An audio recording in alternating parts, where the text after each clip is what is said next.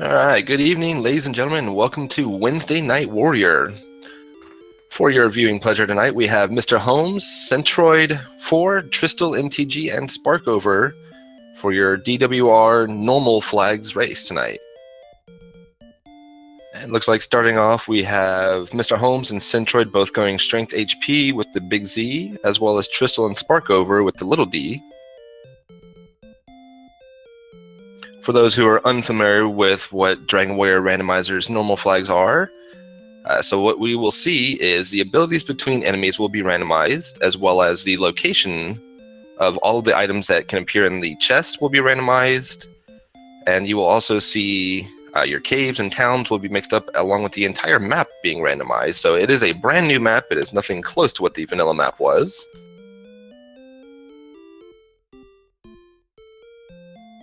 And it looks like we are just about ready to get underway with our race. So good luck to our runners and hope y'all enjoy.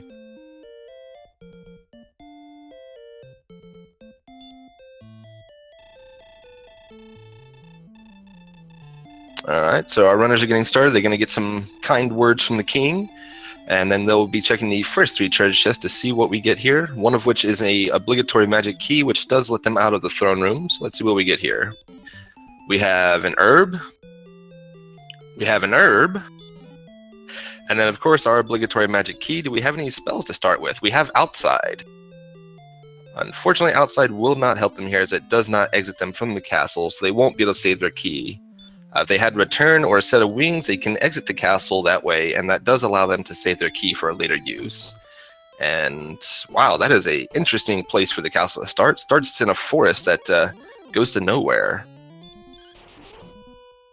So starting off, our runners will be looking for some of the more easier to kill enemies, which will be all around Tangido Castle, such as the blue slime, the red slime, the ghost, maybe a Drakey, definitely not a scorpion or a skeleton yet, as those might be just a little too powerful for them. And yes, as noted in chat, unfortunately it's not a chaos race, it is a normal flags race. Chaos, of course, mixes up quite a bit more things, such as experience and gold earned from enemies, as well as the enemy's attack and defense. But this will be normal flag, so all enemies will have their normal stats, but their abilities are still mixed up. So you could run into, I don't know, let's say a Droll that has Dragonlord Breath, as Mr. Holmes does run into a Droll, thankfully did not roast him. We have our first level on Centroid side over here. We see, wow, a 16 power, 3 speed, 9 HP, and 16 magic. No new spells yet, but those are some great stats to start off with. So our players will be looking for a few key items in this run. We'll be looking for Erdrick's Token, which can either be found in a chest or one of the 3 searchable spots. Those spots being the tile 4 south of the Baths in Coal, the tile under the monster in Hawksness, and then the coordinate item, which can be located in Cantland by talking to the old man inside the barrier tiles. And everybody is rounding up to their level 2 now. For our first level, can't be too disappointed with the stats. We do have Mr. Holmes and Centroid on level 3 now.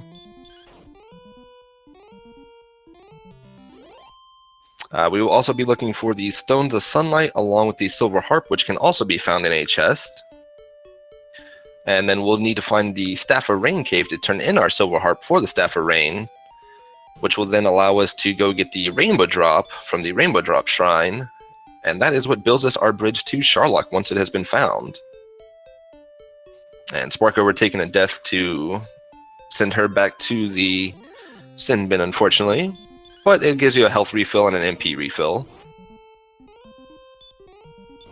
And Mr. Holmes taking down the Druin Lord there and getting another level, heading up to level 5 with that kill.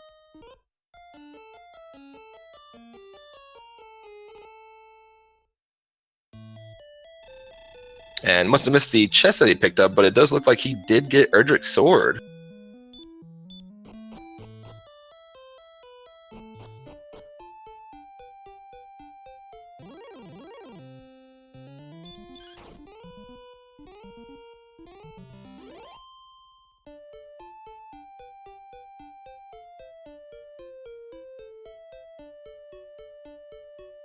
Oh, and Mr. Holmes just skyrocketing with being able to take out those Druin Lords.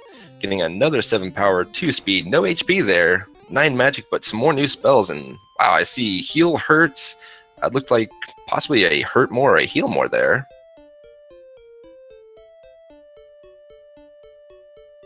And he was in Garen's grave. That's where he found that sword.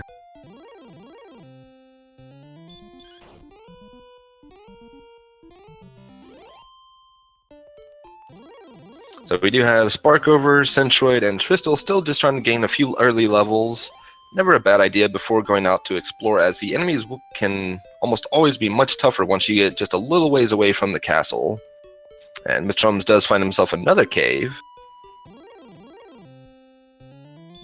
as Centroid has found our first town.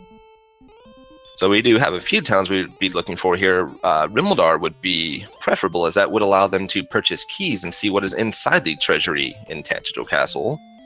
And looks like that was Swamp Cave for Mr. Holmes, so he does take it on to the second continent, as Centroid has found Garenham.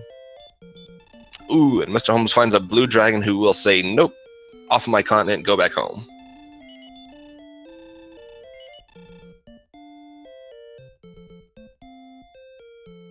And Centroid checking the shops. Doesn't really have any money to purchase much, but he did grab a couple items there, it looks like. Grabbed himself a club. A little extra attack power, never hurt anyone.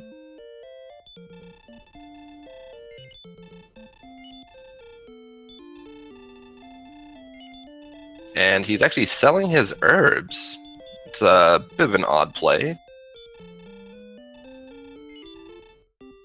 He wants some torches for those caves. Okay, that makes sense. Always nice to be able to see where you're going into the caves. If you're not able to navigate them in the dark, which is no easy task, torches definitely do come in handy. As he finds a werewolf just outside of Garenham, which will definitely send him back home, along with a wyvern sending Tristal back home.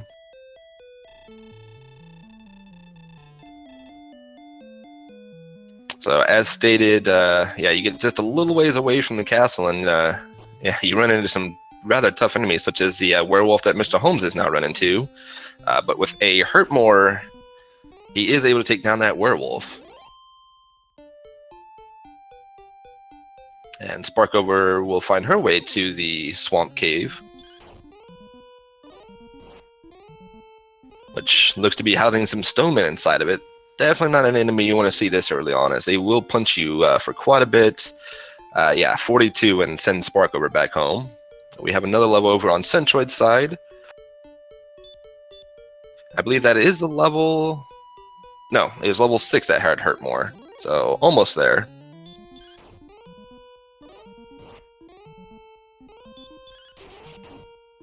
And apparently, noting in chat there is a Star Wyvern with Dragon Breath. Oof. Those things are deadly enough as it is.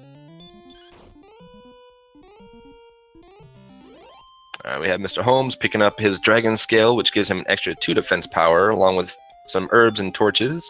Tristal did manage to find Erdrick's sword as well. Definitely got to be happy about finding that. And Centroid heading into Garen's grave, where he will be finding Erdrick's sword. So an early Erdrick sword, definitely a way to get ahead quickly, as that is the best sword in the game that you can find. And we did see Mr. Holmes using it to great effect to take down those Druid Lords and skyrocket into the levels. So let's see, what else did we have? We had a torch, so 2 torches, and then Erdrick's sword, as Mr. Holmes has found another cave. And with Radiant, he's able to quickly see what cave it is, and that is Erdrick's Tablet Cave.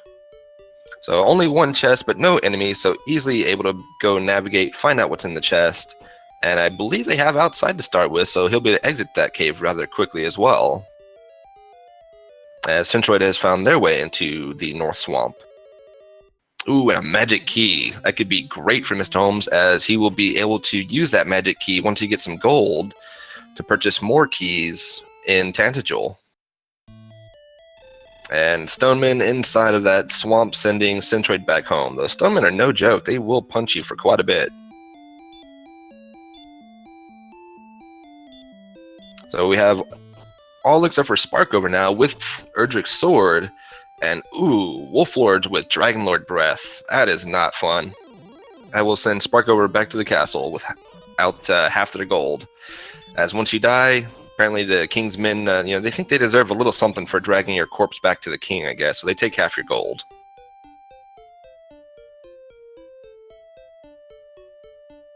Ooh, and Fun Police spotted on Mr. Holmes' side. And it's a Fun Police with Baby's Breath and Sleep. Oh, man. As if the regular attacks, look at that. Regular attacks were over 50, not bad enough. No, they have to have Baby's Breath and Sleep. Ooh, but we have Cole found on Centroid's side with Erdrick's Armor. Wow, that is a great find. So Erdrick's Sword and Erdrick's Armor within the first 10 minutes of this run.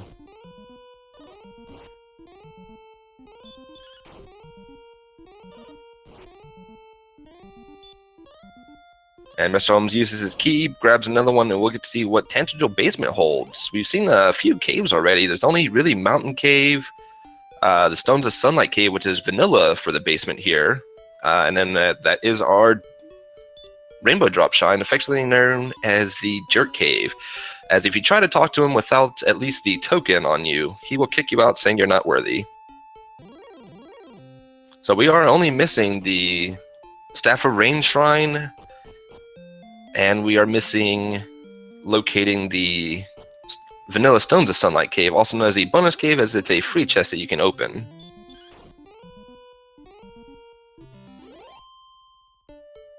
And Mr. Holmes looks to be saving so he can go to see what's in our treasury here, as we have Hawksness being found on Centroid's side. Now, with having Erdrick's Armor and Erdrick's Sword, he has a good chance at taking out the boss here. And we have some fairy water being found by Mr. Holmes. We have an empty chest, so most likely that was an herb. And was not able to catch what two of those chests were, though.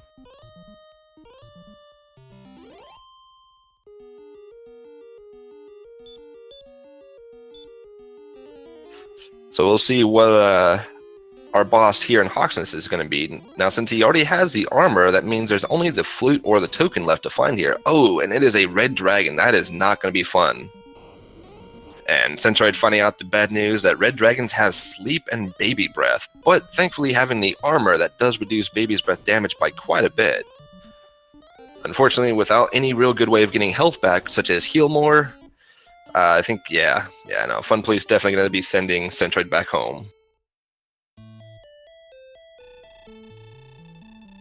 So that is a nasty guardian of Hawksness, having the Fun Police with sleep, baby breath, and then of course their regularly high damage physical hits. Mr. Holmes going back into Garen's grave, looks like he wants to dig the bottom of the grave, and good lord, 30 HP on that last level. Wow.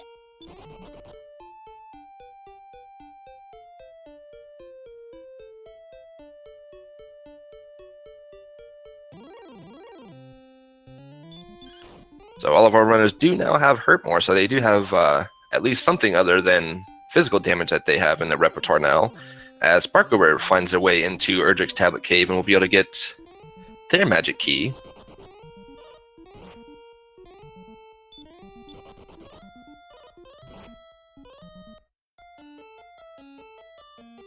Oh, and a Stone Man sending Centroid back home again. Those Stone Men, they just punch you for quite a bit. Go figure. Golem made out of stone can punch you really hard. So Mr. Holmes grabs himself the two torches that were hiding inside Garen's grave, potentially setting up for a gold grind here.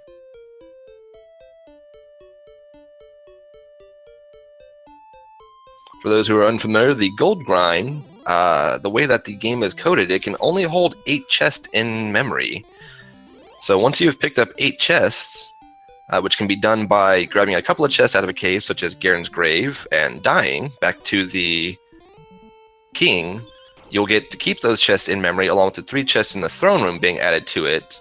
And then once you've picked up your 8th chest, it can no longer hold chest in memory. So when you start picking up a 9th and 10th chest, they don't disappear, and you can just repeatedly pick them up, thereby allowing you to open a gold chest, say, in the treasury multiple times, and getting all the gold you could ever need to purchase something like the 14,800 gold silver shield. Oh, Oh man, and Centroid just having no luck with those stone men, as Tristal is also getting beat by a stone man. Sparkover, meanwhile, is managing to take out a werewolf, and will go up to level 7 with that werewolf.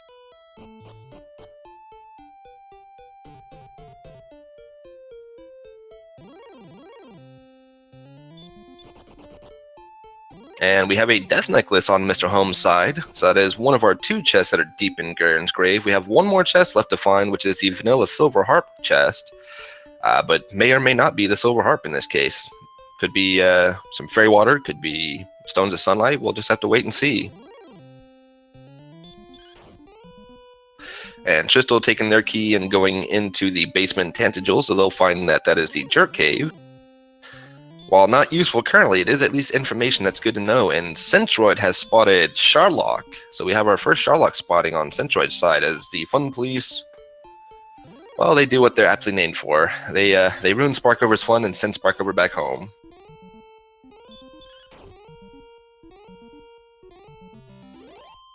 And we have Wolves with Stop Spell, but Stop Spell, not really too big a deal, especially once you pick up Erdrick's Armor, as it has quite a few properties. Erdrick's Armor not only takes hurt more damage and reduces it significantly, it also reduces the Dragon Breath and Dragonlord Breath by 1/3.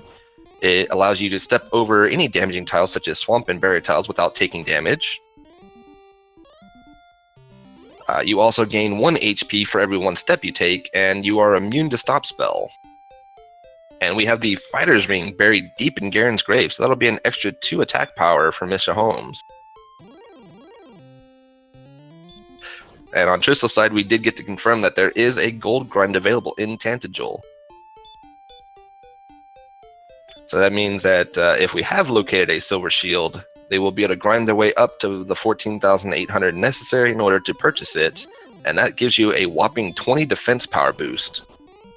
With having Fun Police abound, that is certainly a welcome sight if you can pick up that silver shield, as Mr. Holmes does take down a Fun Police.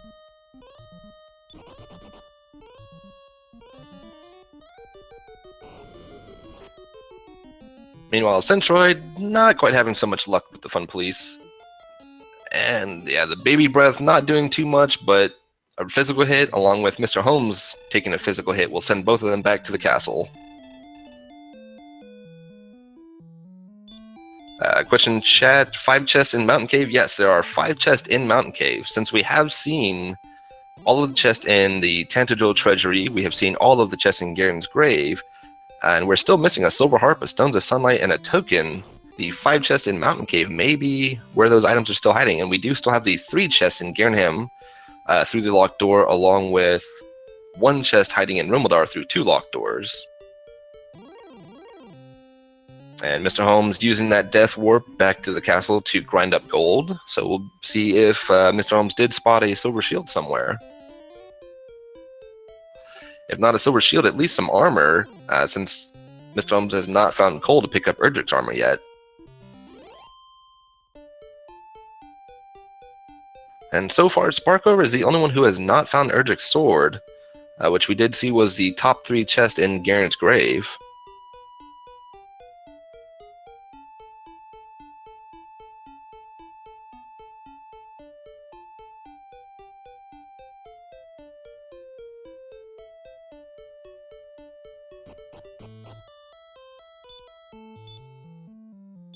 And we do see the Staff of Rain Shrine being found by Centroid. So we're only missing the bonus cave and the mountain cave at this point. Oof, and Centroid running into a blue dragon, but able to run away from it. Those blue dragons at this level definitely do a lot of damage, as you saw, hitting for 32 there. And Mr. Holmes makes his way into Garenham, as Tristal has gone through the back of Garenham, and this has to be our mountain cave, as we've seen the rest of the dark caves. And yes, Tristal using a torch to confirm that is our mountain cave. Just a large shield hiding in Garenham's shop, but large shield is still a good defense, 10 defense power bonus. And we'll get a chance to see what is in our chest here in Garenham. We have Erdrick's token being found in the chest in Garenham. So no need to search the world tile spot or defeat the Hawksnest boss along with the Stones of Sunlight. Wow, Garanham holding all the items. We have Sparkover making her way through the Swamp Cave, as Centroid is going through Erdrick's Tablet Cave. So Centroid will be picking up a magic key, and that will allow Centroid to get into Garanham and pick up their token and Stones of Sunlight if they so choose. So let's see what we have hiding here in the Mountain Cave. There's only one item left to be found, and that would be the Silver Harp. Well, they could also find the flute. Not always all that useful, though. Up to NG, what have you missed? Well, as you can see on Mr. Holmes' side, along with Tristle's, there's been quite a few things found already. Erdrick's sword was hiding in the top 3 chests in Garen's grave. The Stones of Sunlight, along with Erdrick's token, were sitting in the 3 chests in the back of Garanham's grave. Erdrick's armor, which only has been found by Centroid, was the search spot in coal. And JJ noting Holmes being Holmes, indeed. Just see, we got a set of wings hiding in Mountain Cave's first chest.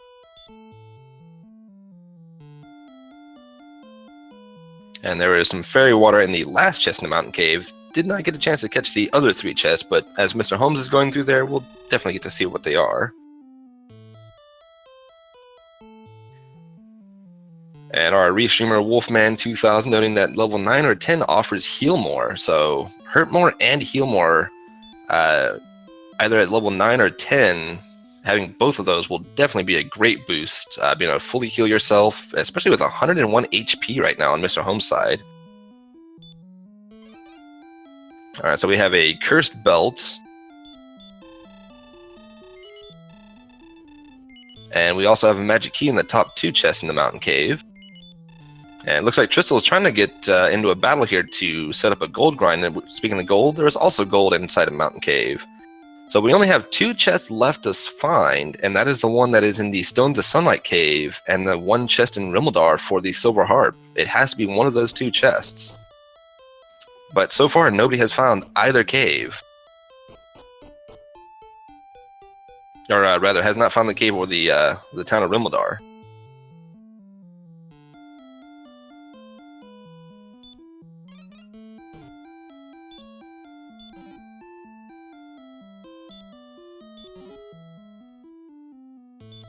Alright, we have Centroid grabbing the chest in the treasury. So we did see that it was indeed gold in the top left and then a torch in the bottom right, which were the 2 that we did not get to see. Mr. Holmes spotting their Sharlock now. Quite a ways away, it seems, actually. So, a bit of a trek to get to Sharlock once you're ready to go. And Sparkover attempting to hurt more a blue dragon. It is definitely possible, but they do have a fairly high resistance to it as well. And we see level 9 on Tristel's side did not hold Heal More, so level 10 was the Heal More level.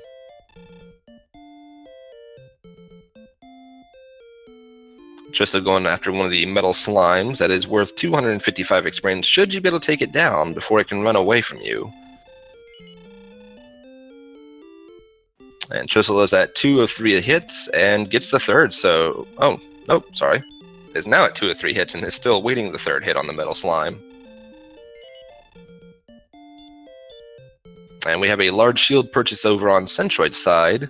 As we have not spotted a silver shield yet, it's definitely not a bad idea to pick up a large shield, as that is still at least another 10 increase to your defense. And Centroid will be picking up their Stones of Sunlight along with Erdrick's token here in the back of Garanham. And while Sparkover is missing a little bit of exploration as far as finding items that are needed to complete the game, or Erdrick's sword, Sparkover is definitely keeping up in the levels, as she is only on level 8, so just barely behind Tristel and Centroid in levels.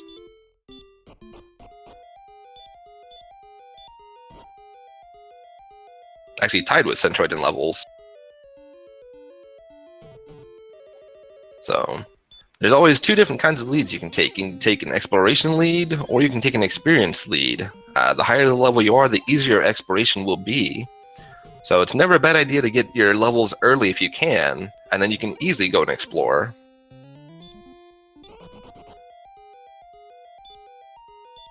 Oh, and actually, yeah, Sparkover does have Verdict Sword. Must have missed seeing that be picked up.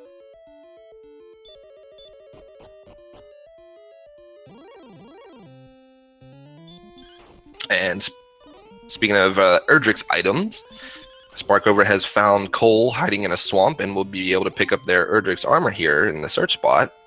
Meanwhile, Tristal is doing the gold grind in Tantagel as Centroid hits level 9.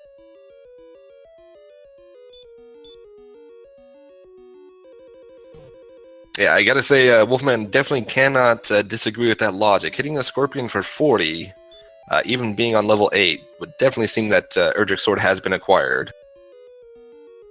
And we have level 11 on Mr. Homeside with 2 power, 1 speed, 1 HP, and a new spell with no magic gain. Oof. Bit of an ugly level, but it looks like all spells have been acquired at level 11 on Mr. Homeside. And Tristal stocking up on their items along with gold. Potentially looking for that large shield and maybe a magic armor, as they do have Erdrick's Sword, so no weapon purchase is needed, as Mr. Holmes picks up Erdrick's armor now.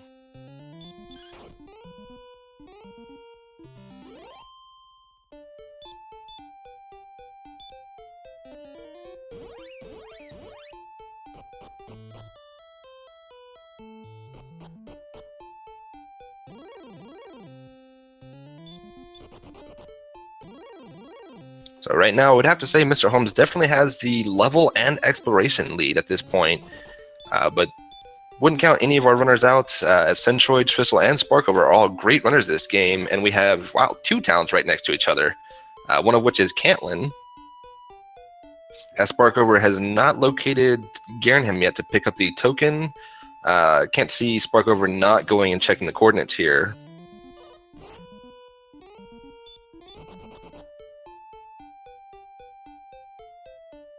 And we have our Silver Shield being spotted in the locked shop in Cantlin. So Silver Shield does exist. And Mr. Holmes has found their way into Hawksness. Not sure, maybe just checking for a grind spot possibly, as there's nothing else that Holmes could find in the search spot here. Oh, and great use of Stop Spell there to prevent the sleep attack from the Fun Police.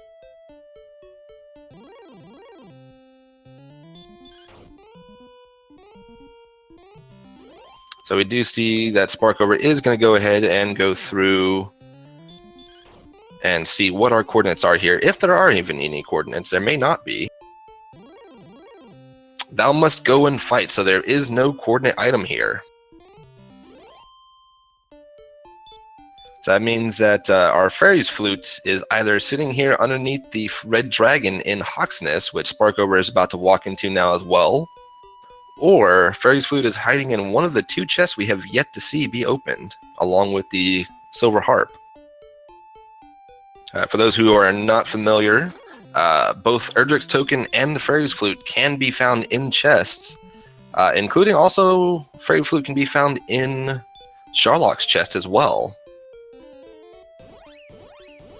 Questions in chat about the tracker? Yes, that was Captain Uhu who did the item tracker, and did also add the text to the items so that for those who may be a little unfamiliar with the game can still read the items and see what they are. And this Fun Police on Mr. Holmes' side just, wow, just is not going down very quickly at all. Thankfully, it does seem rather apt to casting Sleep, and so easily it'd be able to be taken down there. Not a very suitable grind spot at the moment, at least, though.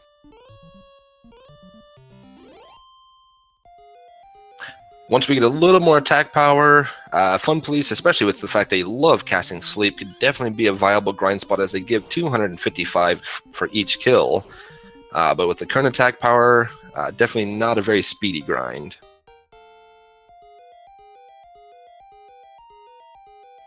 And speaking of grinds, we have a level on Centroid's side that is 7 attack, 5 speed, 14 HP, and 2 magic points. And Centroid now has their Heal More spell, along with Tristal at level 10 having their Heal More. And so we do see that underneath the Fun Police in Hawksnest, it was the Fairy's Flute. So Sparkover, having picked up the Fairy's Flute in Hawksnest, checked the coordinates, found out that thou must go and fight. That means that Sparkover knows that the token will be found in a chest somewhere. And so far, the Silver Harp has remained elusive. We have not found the Stones of Sunlight Cave, and we have not found Rimmeldar yet, as those are the last two chests we can check for that item.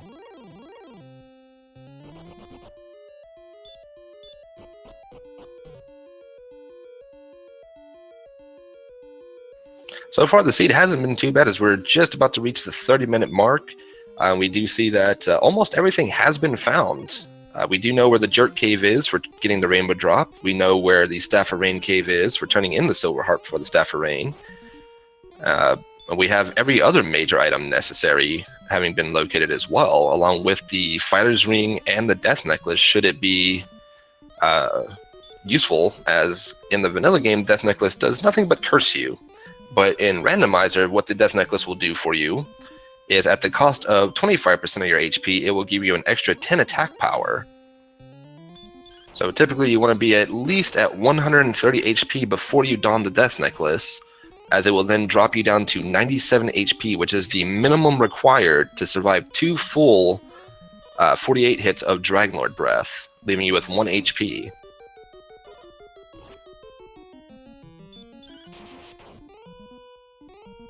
We have dual blue dragon fights going on Centroid and Tristal's side.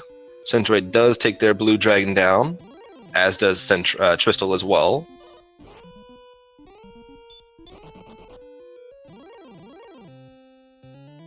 We haven't seen too much of the other continent through Swamp Cave be explored, but it seemed to be a fairly small continent. I do believe Mr. Holmes has found Rimmeldar, though. And yes, Mr. Holmes does see Rimmeldar, so we'll see if this chest hiding here is our Silver Harp, or if they must go and search for one last cave.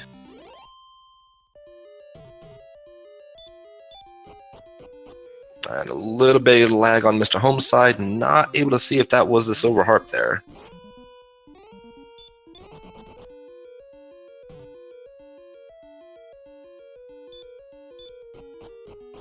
If he heads directly for the Staff of Rain Cave, we'll definitely know if that was the Silver Harp. Oh, okay, our restreamer letting us know that that was gold found, so that means the Silver Harp is hiding in the Vanilla Stones of Sunlight Cave somewhere. Has not been located by any of our runners so far.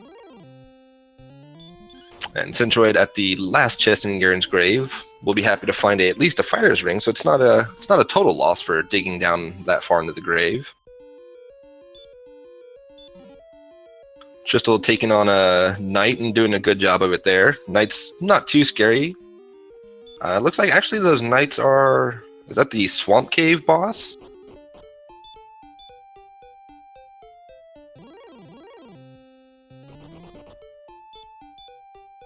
That actually might not be too bad if that is the Swamp Cave boss. It's not a lot of experience, but it's a quick and easy kill for a decent amount of experience.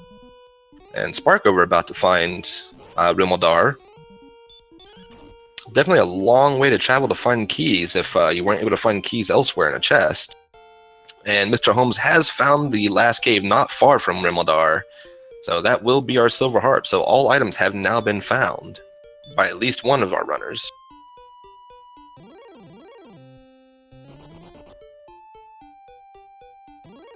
Oh, and whoa. Mr. Holmes giving Gwaelin a little bit of a bath there before heading into Tangible. That was odd. Never seen that happen before.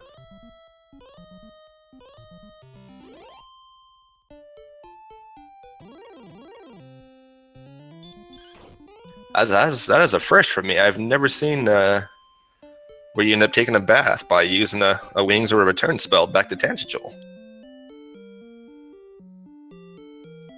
So Mr. Holmes will be heading to the Staff of Rain Cave to turn in the Silver Harp for their Staff of Rain, and then heading into the Jerk Cave to grab his Rainbow Drop before either choosing to grab some more levels or going into Sharlock.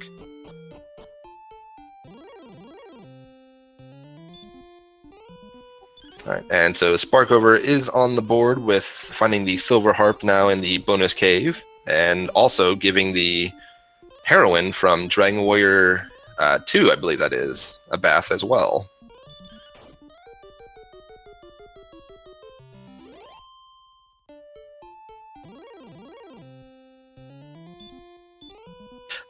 That is certainly an odd thing to see. I have to imagine if you've never seen it before, you have to wonder if you're stuck there.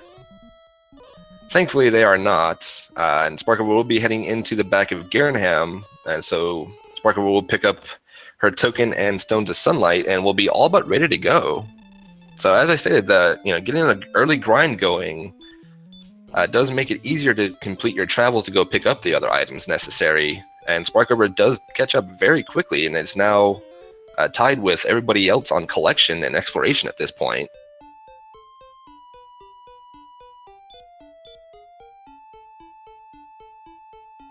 And Mr. Holmes grabbing his Rainbow Drop and using the spell of Repel, so either going to go to a suitable grind spot or head directly to Sharlock. Haven't seen a stat check yet, so not sure what the attack power is at for Mr. Holmes yet.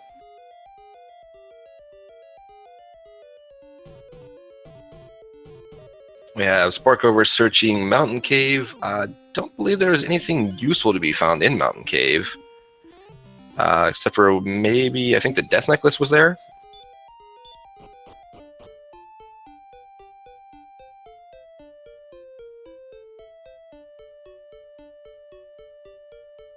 Oh, Holmes is going to go for the Fun Police grind in Hawksness. The Swamp Spike tile, I believe we saw Tristal was working on that earlier, and I believe that was a knight.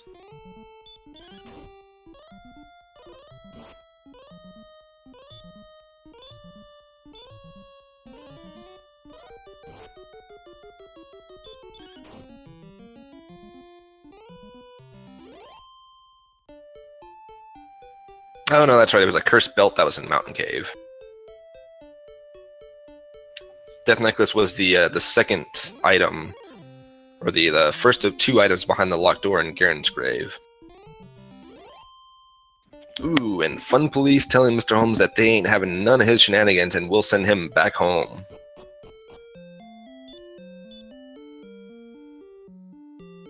So Centroid now finding Rimuldar will be very close to picking up their Silver Harp, as the Stone to Sunlight Cave was not far from Rimuldar.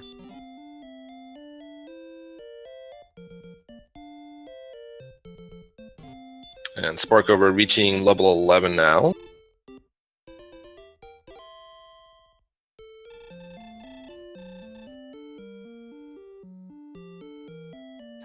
Yeah, I mean, it's a great idea in theory. I mean, kill a red dragon, get 255 experience. And when you're looking in the later levels at 2,250 to gain a level, you're looking at only 10 red dragons. But when they can put you to sleep and then just punch you for a ton of damage, it stops being such a good idea.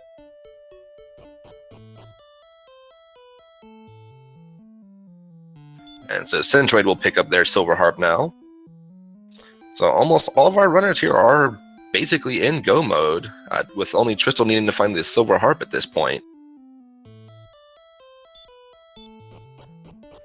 I'd hate to throw a commentator's curse on it, but this could definitely be a sub-hour siege should the grind go well and the stat gains be at least in their favor.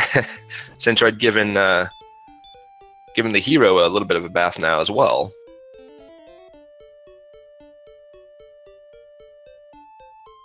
I think the only one that has not taken a bath is Mario so far. But I don't know, it depends on how you're looking at it. Mario sometimes does or does not like water.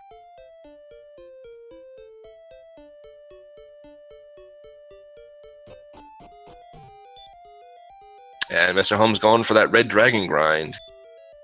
I mean, as long as you can land Stop Spell, which he does, it is definitely a viable grind spot. Meanwhile, we have Sparkover. Maybe that's why they went into Mountain Cave, so that they could get their gold grind going in the treasury here. The Emerald Bar, yes, Mario can swim, but depending on which game you're playing, sometimes he'll swim and sometimes he'll just sink like a rock in the water.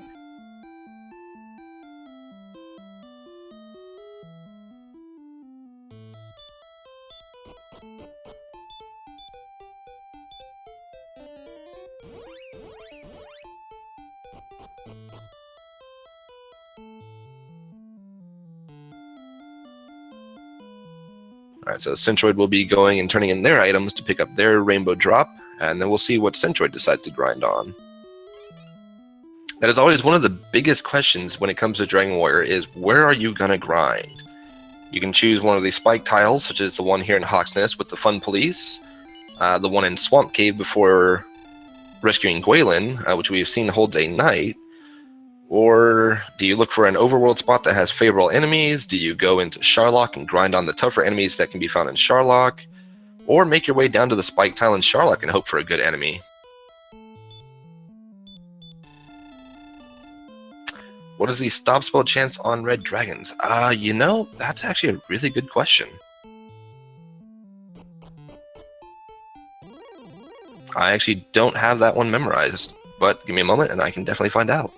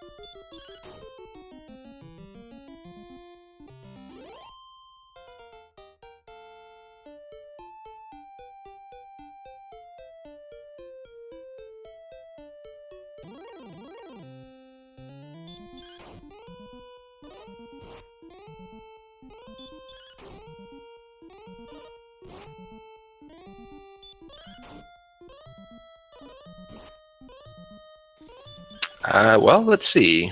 According to the randomizer notes here, the stop spell resistances range from 0 out of 16 to 12 out of 16. The higher the number, the less chance you have of it working. And the harder the monster, the more potential resistance a monster could have, as apparently that is also randomized. So red dragons could have a very high resistance, they could have a very low resistance, or they could have somewhere in the middle. Typically, the harder monster, according to the notes, means they'll have a higher chance of being resistant.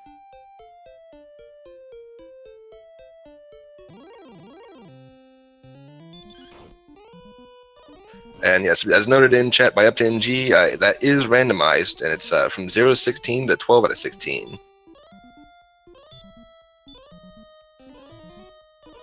So we have Sparkover turning in their Silver Harp, picking up their Staff of Rain, and I imagine Sparkover will make a beeline back to Tantagel to grab her Rainbow Drop now as well.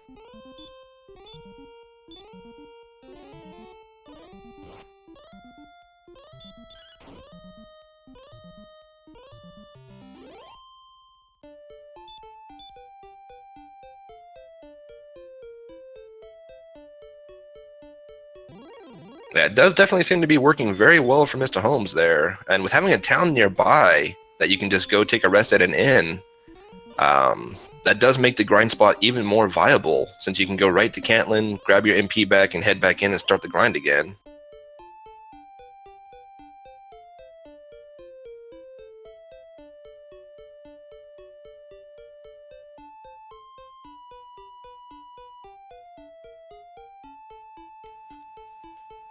I honestly couldn't tell you. It's been too long since I've played the vanilla game, and definitely do not remember what resistances they have in vanilla. But even 7 to 16 isn't that bad.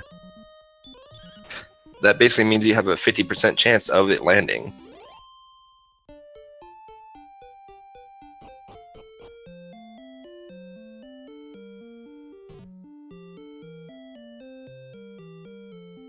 And Centroid having a little bit of trouble with those armored knights, but able to take them down and take a nice rest here in Cole.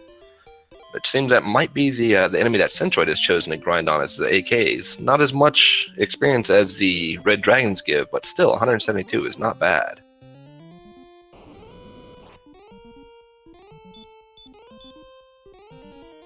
The only problem with this AK grind is they have Dragon Lord Breath, which even with Erdrick's armor deals a hefty amount of damage to you, as you can see here, dealing anywhere from 42, 44, 46, or 48 damage. It does look like both Tristal and Sparkover are deciding that the Spike tile in Hawksness is the best place for the grind. Oof, except for an AK will send Sparkover back home to Tantagel.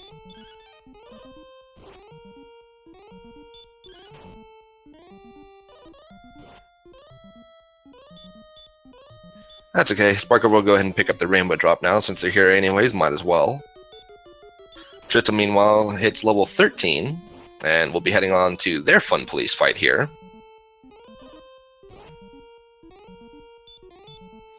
And I gotta say, it's probably one of the roughest grinds I've had to see in a normal flag setting, with having Red Dragons with Sleep, having AKs with Dragon Lord Breath.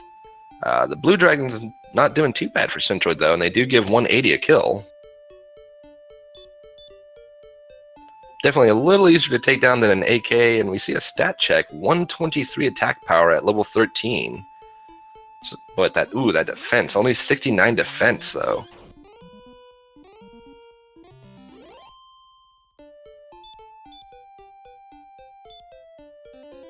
And Mr. Holmes, meanwhile, who is at level 14, and would also have the same attack power that Centroid had at level 13, does not seem content with 14, so looks like we'll at least be going to level 15, looking for some more attack power perhaps, or maybe even more MP, as the MP count's not very high so far at this level.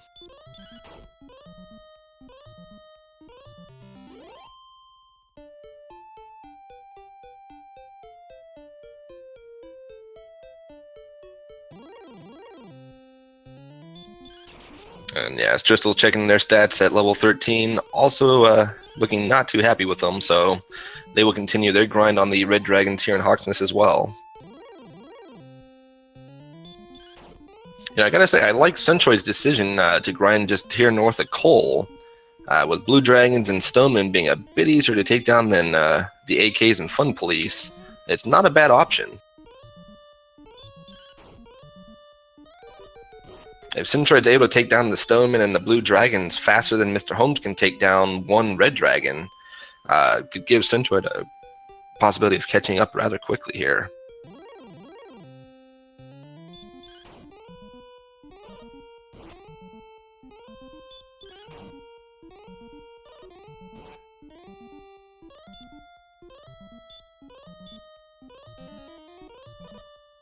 And can't blame Centroid for healing there before going for the third attack to take out the Blue Dragon, as if the Blue Dragon dodged it, which it does have, well, if it wasn't even enough to take it out, but a Blue Dragon does have a high chance of dodging your attacks.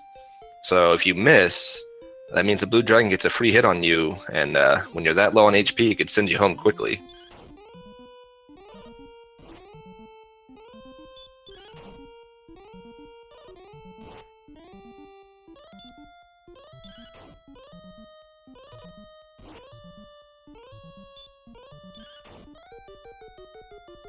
Oh man, speaking of which, close call there on Centroid's side, goes for the third hit to take out the Blue Dragon, takes him down to 2 HP, barely surviving that fight.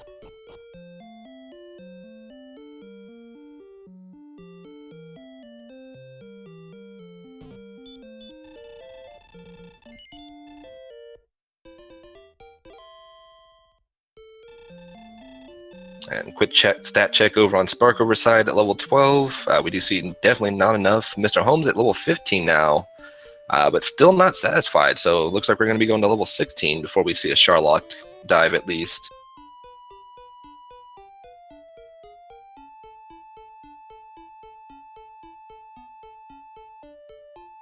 So we are approaching the point in leveling where it starts taking quite a bit before you get to that next level. As level 16 is going to take 2,250, as will every level after that. So with the Red Dragon grind here on Mr. Holmes' side, along with Tristal's side and Sparkover's side, once they reach level 15, they will need to take out 10 of those Red Dragons to get each one of their levels.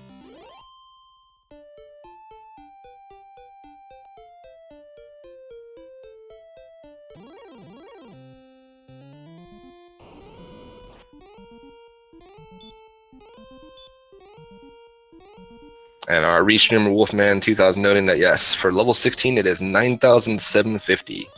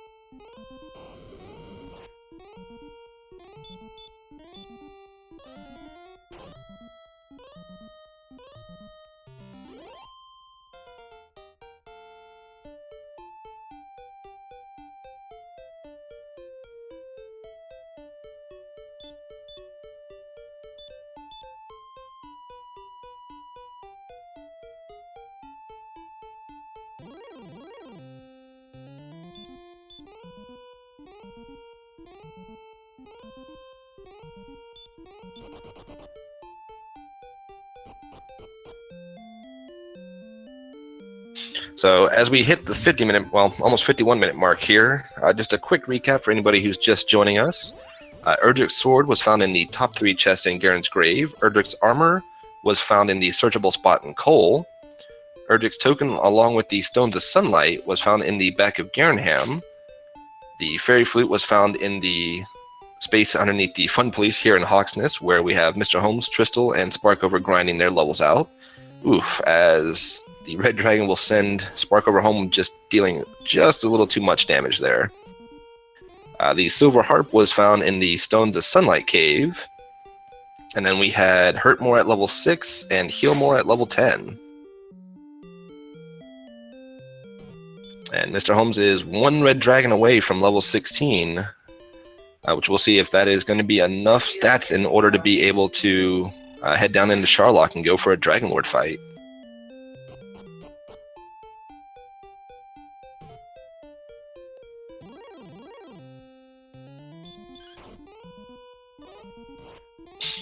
Now, it is interesting to note here that while Tristal is grinding away and has quite a level lead on both Centroid and Sparkover, we did not see Tristal pick up the Silver Harp yet. And we have our first dive into Sharlock by Sparkover.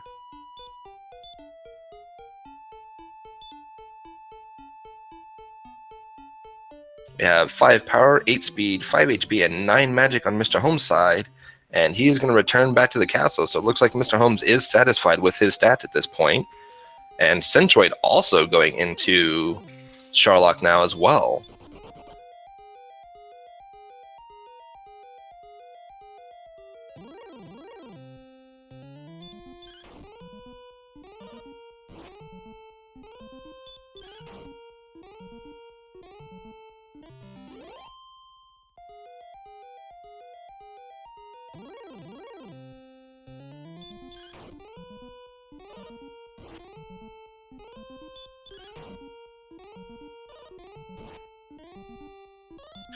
You know, I have to say, Centroid's got a good idea here. If you can grind out a level on your way down to the Dragon Lord, which at this point only about 1,400 experience away, and level 15 has enough attack power to do it. Looking at Mr. Holmes' side, we see 131 as the attack power at level 16 here. Depending on how many heal mores you have, which he is at 86 MP, so that will give 10 heal mores. So at 131 attack power, that means Mr. Holmes is going to be doing, I believe it will be 8 to 15 damage to the Dragon Lord. With 10 heal mores, that gives you 11 hits, possibly some doubles with the HP at 118 here. It is doable, but it's definitely not a guaranteed kill on Dragon Lord.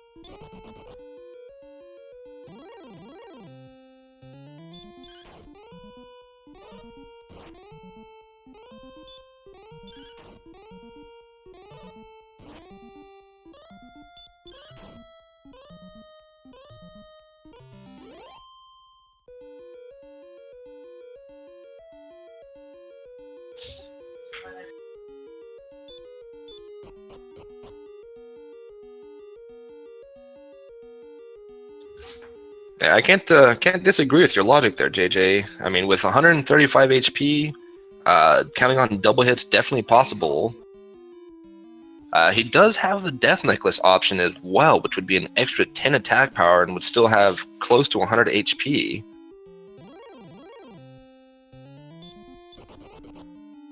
Let's see, at 135, taking 25% of your HP away, that should leave him at 99 HP still.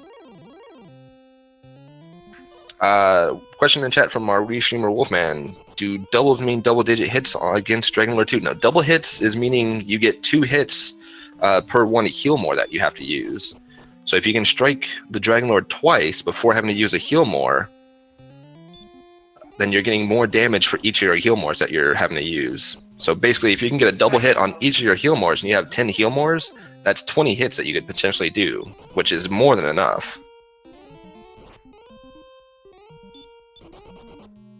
And yeah, I gotta agree with using that Death Necklace at 131 attack power, that'd put him at 141, which means he would be doing 10 to 20 damage a hit. With 10 heal mores, that is certainly more than enough damage to take on the Dragonlord.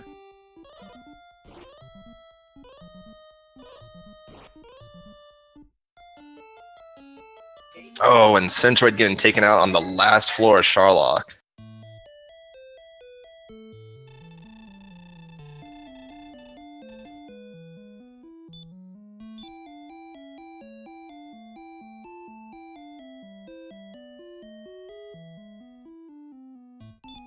And we see Tristal also at 131 attack bar, but does not have the Death Necklace.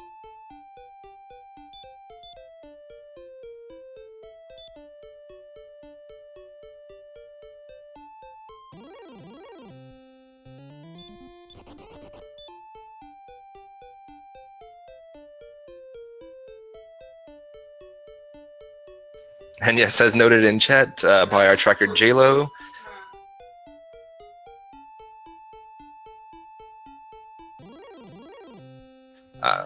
we are hoping that you did find the Fairy Flute, since the Guardian was the Golem.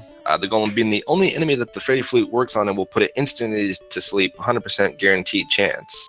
So, Mr. Holmes does don the Death Necklace, and we'll be heading into our Dragonlord fight.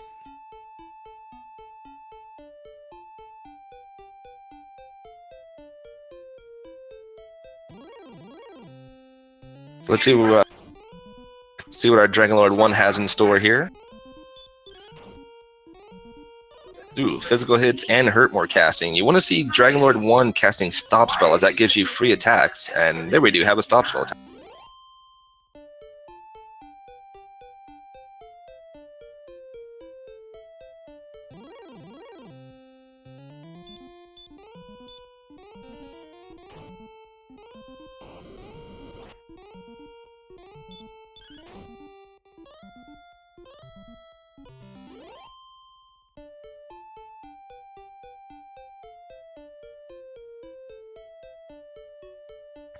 Alright, so we do have Mr. Holmes on Dragonlord 2. There's a small bit of lag, so missing what all the damage was that has been done so far.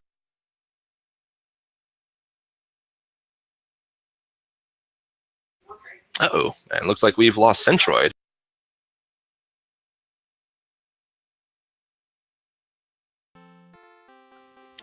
And Dragonlord 1 Dragonlord 2, sorry, just going at Mr. Holmes with the Dragonlord breath there, not wanting to give him a chance at all with the physical hits. Oh, well, there we do have a physical hit at least.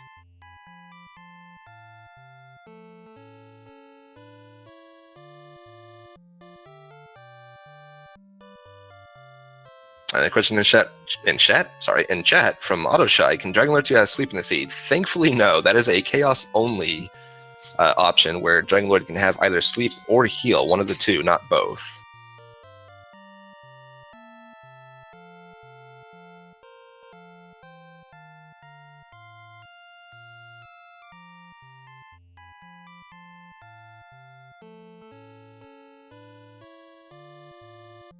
So as we see Mr. Holmes approaching, only having 1 heal more left, has to be very close to taking out Dragonlord here. Ooh, and a 20 hit will definitely do it for us. And there's Centroid coming back. So we have our last hit from Mr. Holmes. Will it do it? Yes, yes it does. A last hit from Mr. Holmes does take out the Dragon Lord.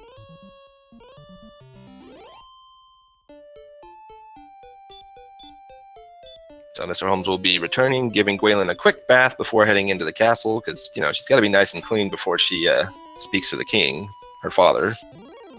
And we have Mr. Holmes finishing in first place with a time of 1 hour, 1 minute, and 8 seconds. So get out your GGs for Mr. Holmes. Almost a sub-hour seed there.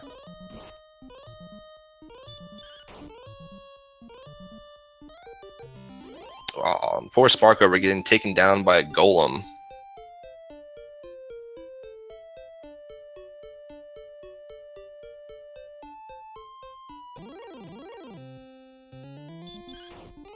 And we'll see if we can get Mr. Holmes in for an interview. No, Mr. Holmes usually is not too fond of him, but we'll still try.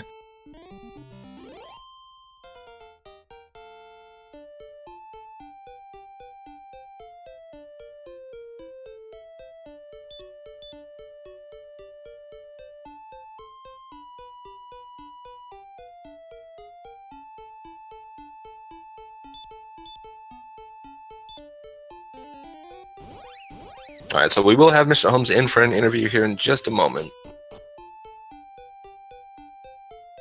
Meanwhile, Tristal has found their silver harp, has turned it in for the Staff of Rain, and will be now turning in the Staff of Rain, the Stones of Sunlight, and Erdrick's token for their Rainbow Drop. At level 16, Tristal should be ready to go for the Dragon Lord. Might have a little bit of a rougher time without having the Death Necklace, though. Turns in, gets the Rainbow Drop, talks to the affectionately known jerk one more time and gets told go away. I've actually never spoken to the jerk more than once after getting the Rainbow Drop there, so did not know he would tell you to go away after giving you the Rainbow Drop. How rude. Here's the item you need to be able to go and face the Dragon Lord and free us from their oppression. Now go away.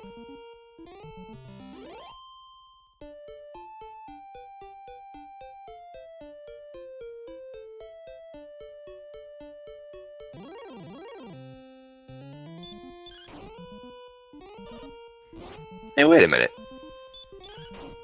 On Tristal's side, the townsfolks there in Garenham, are their sprites recolored as well?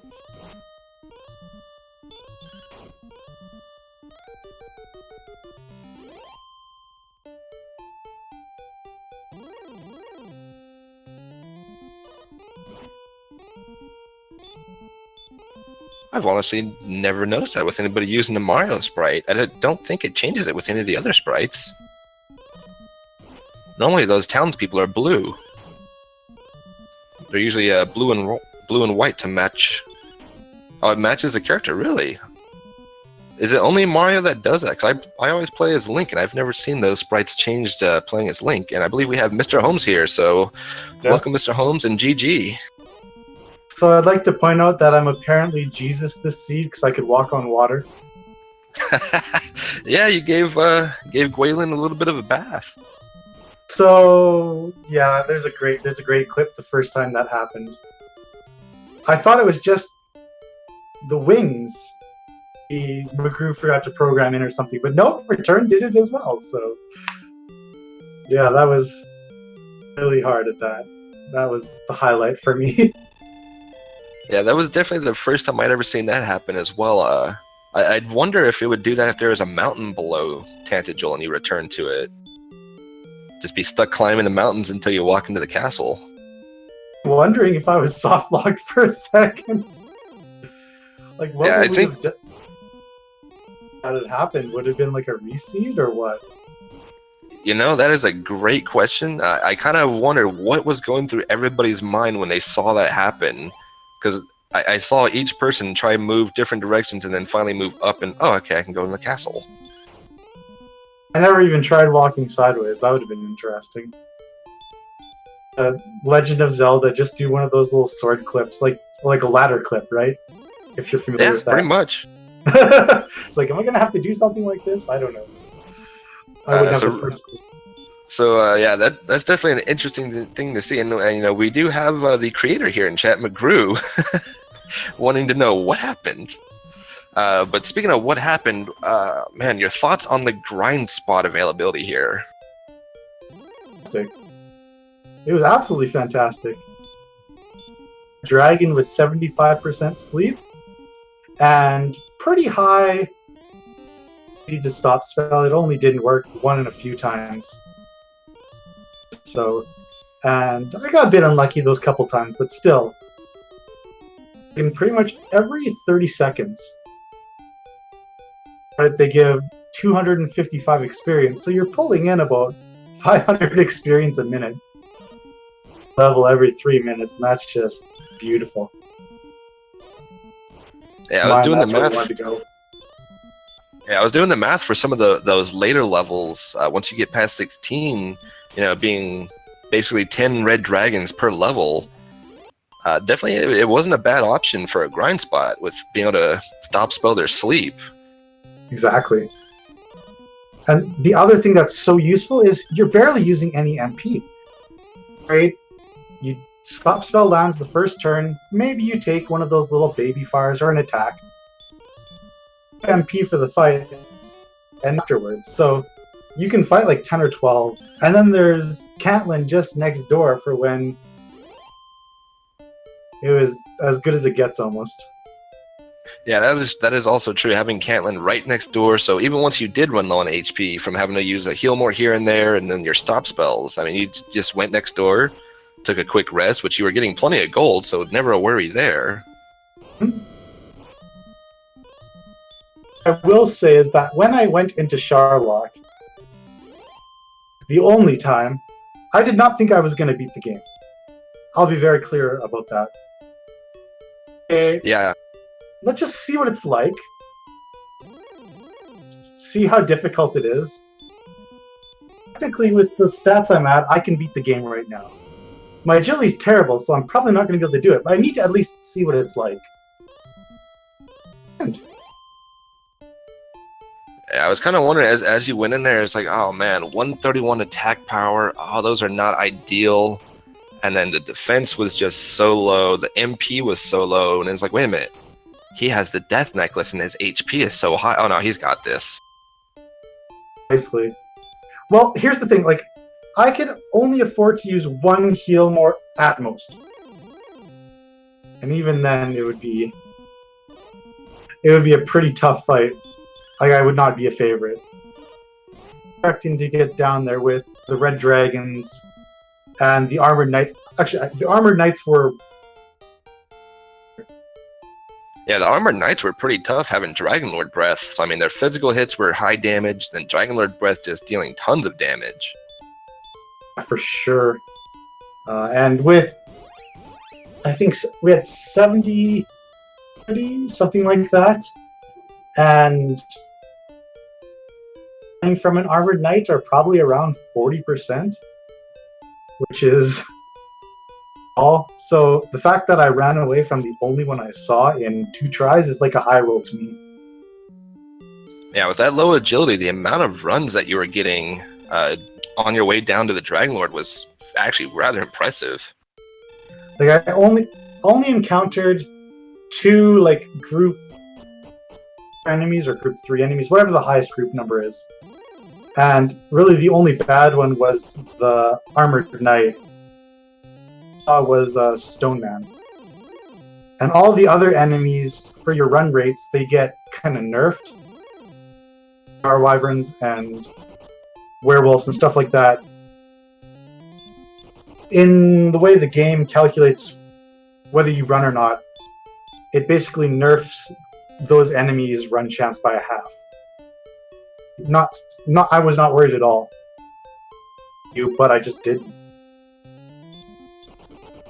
Yeah, definitely understandable. And we do have Crystal actually on the Dragonlord fight, and apparently did have the death necklace. Never saw that picked up, but so Crystal should have this in the bag now as well. Okay. Stats? Before death necklace was 131 at level 16. Does he have a silver shield? Are you aware? Yes, he does have a silver shield, so his defense is quite a bit higher than yours was. It's probably close to 90. 91? 87, I believe. So if he was at 77, like, 'cause he's going to be at 97 or 98 HP, basically. From my fight, I got physicaled for 51, so that was Yeah, definitely those something in the back of my mind. physical's doing almost as much or more than the breath was. But I mean, Dragon Lord was also doing breath to you more often than not. Didn't matter too much to me. Like, with 101 HP, I'm not getting a double attack anyway, so and a fire breath or 2 physicals, it doesn't make too much of a difference to me. If it got me down to like 4 HP and then I got a really poor heal more or something like that. That's the only concern, but thankfully the heals were true. And you were down to, you'd used your last heal more and had just one more hit you could have done if it hadn't finished the Dragon Lord off. Have high HP, I will say that. Kind of halfway through because I was trying to give some commentary on my stream. But I think going to my last attack, I had already done 160. So, like, there was no point during that fight that I felt uncomfortable. My rolls were a little low, but Tristal unable to do it. I mean, yeah, if you get too many low rolls, even with that high attack power, yeah, it's still not a guarantee. Depends on DL1 as well. Mine was very fortunate. DL2 with 101, and I didn't get back attacked, so in my mind right there. Yeah, that actually went rather well. You're able to go into the Dragon Lord 2 fight with your HP pretty much intact, thanks to that stop spell from Dragon Lord 1. Two of them, actually. I got 2 in a row. And Centroid is now on the last floor as Sparkover enters Sharlock at level 16 now as well. So we'll be seeing an attempt from both Centroid and Sparkover here soon. Cool. To talk about other stuff just for a second, with how my race went, that's all good. Made good decisions. But I will very much acknowledge this is the luckiest I've been in a race in a long time. Yeah, I mean, you grabbed Erdrick's sword very early, which then allowed you to just catapult yourself in experience with those Druid Lords. Yeah, basically, right? Like, it was on my first... I walked out, I killed a red slime, I went in the cave, I was like, oh, well, get to these chests. Oh, maybe it'll have a key or something. No. Big freaking stick. Yeah, I mean, it was 2 torches and then the big stick. I mean, you can't ask for much more when you find the big stick that early on. I mean, like I said, you were able to take out those Druid Lords, and that, I think before you actually left the grave, I think you were at level 6, I believe. I think I basically just decided I'm going to stay in here and fight these guys till I die. That was the idea. I mean, it was a great decision. It did take you. I think you were one of the last 2 to find Erdrick's armor, which was hiding in coal, a fair distance away. But everything else came rather quickly. I mean, Stones of Sunlight and the token both in Garenham. And then the harp, everybody took quite a bit to find the harp. I mean, it was the last chest you could check, and it was a long way away. But yeah, me finding the armor late is just kind of a case of, well, I just instead of sub. So, that'll happen.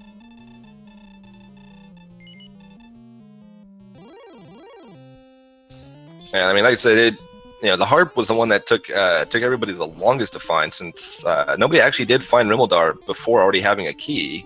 And then once you found it, it's like, man, I don't need this anymore. Check the chest. No, okay, one last place to go. And then it was just right there as well. Thought that I had not found that cave yet. The Stones of Sunlight cave. I just need to find Rimmeldar, open the chest. Wait, it's gold? But I quickly realized my error and sprinted to find freaking training cave. Nice guy. He has lots to learn. Yeah, definitely. Speaking of the jerk, I found out myself personally for the first time that if you speak to the jerk after having acquired the rainbow drop, he tells you to go away. No business here, something like that. Yeah, it's like, wow, you just gave me the item I need to rid the world of the Dragon Lord's, darkness, and you're telling me to go away. Wow, you really are a jerk, aren't you? The name is well deserved. He's just been kind of chilling there for probably 10 years or so. So maybe he deserves a break. I mean, if I was sitting all alone just guarding one chest in a cave, I'd probably be a little salty as well. Jerk. The shrine, technically, right? So he probably really lives there. Yeah, but there's the thing about that everybody lives in these towns and shrines and whatnot, but there's no beds. They're all sleeping on brick floor. I can't blame them for being a little, like I said, a little salty there. Your bed's a brick floor. I'd be upset as well. Apparently, nobody knew beds existed, in Elfgard.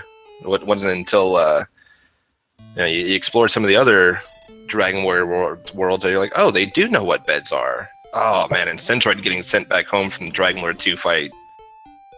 At level 16, even with the Death Necklace, it's definitely not a guaranteed fight. What was going through my mind on my way down is I'm just going to fight some stuff and go normally. Then even when I die, I'll have some progress towards the next level.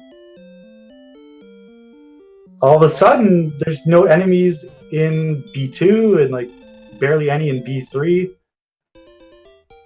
Zone, the last floor, and I walked almost all the way to the freaking desert tiles without getting an encounter, which is just absurdly lucky. I'll take it.